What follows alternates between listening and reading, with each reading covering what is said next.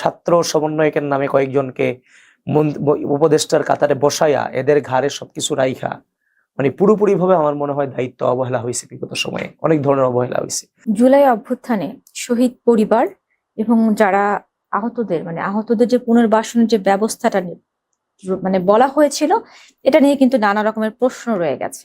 আসলে রাষ্ট্রের এই ব্যাপারে কি কি অপূর্ণতা রয়ে গেছে বলে আপনি মনে করছেন শহীদ পরিবারের প্রতি এবং যারা জুলাই অভ্যুত্থানের সময়টাতে আহত হয়েছে তাদের প্রতি রাষ্ট্রের? দেখেন, এটার যে পুনর্বাসন যে স্টার্টিংটা, এটা স্টার্টিং এ সবচেয়ে ভালো হয় এবং সমন্বয়টা ভালো করা যায়। তো জুলাই ফাউন্ডেশন নিয়ে অনেক প্রশ্ন আছে, সেটা আপনারাও জানেন। এবং 5 আগস্ট পরবর্তী সময় যারা অন্তর্বর্তীকালীন সরকারের দায়িত্বে এসেছিলেন, তারা একদিকে যেমন তাদের যে দায়িত্ব দেওয়া হয়েছিল সেই দায়িত্ব পালন না করে তারা নিজেদের রাজনৈতিক স্বার্থ হাসিলে নেমে পড়েছেন। ওই জায়গা থেকে একটা ঘাটতি আছে। যে ক্ষতিটা ওই ব্যক্তিদের হয় নাই, ক্ষতি বাংলাদেশের হয়েছে, আর জুলাই আহত এবং শহীদ যারা হয়েছে তাদের পরিবারের হয়েছে। একটু আগে আমি আপনার যারা বললাম, আব্দুল্লাহ বিন জাহিদের আম্মার ঘটনা, যে ঘুরে বেড়াইছে, কোথাও সহযোগিতা পায় নাই, যে ভাই শহীদ হয়েছে, ছোট ভাইয়ের ক্যান্সার, রাষ্ট্রের কাছ থেকে কোনো সহযোগিতা উনি পাননি, উনি ওপেনলি বলে এসেছেন। তো এরকম অসংখ্য অগণিত ত্রুটি বিচ্যুতি আছে।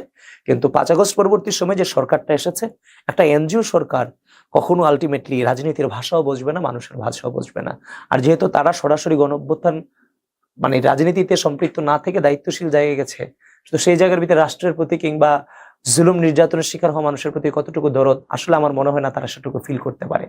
তো বাস্তবতা যেটা, এখানে ওই ছাত্র সমন্বয়কের নামে কয়েকজনকে উপদেষ্টার কাতারে বসাইয়া এদের ঘাড়ে সবকিছু রাইখা পুরোপুরি ভাবে আমার মনে হয় দায়িত্ব অবহেলা হয়েছে। বিগত সময়ে অনেক ধরনের অবহেলা হয়েছে।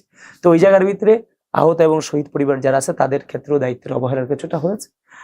আশা করি তারেক রহমান ইতিমধ্যে ঘোষণা দিয়েছেন যে কেউই খারাপ থাকবে না, প্রত্যেকের দায়িত্বই রাষ্ট্র নেবে। তো এখন দেখেন, আপনারা ইনভেস্টিগেশন করেন, সেটার মধ্যে দিয়ে কোথায় কি ত্রুটি আছে, সে অনুযায়ী সরকারকে, আপনাদেরও দায়িত্ব সংবাদ মাধ্যমের কর্মী হিসেবে সরকারকে জানানো, সে সরকার সেই অনুযায়ী ব্যবস্থা নেবে।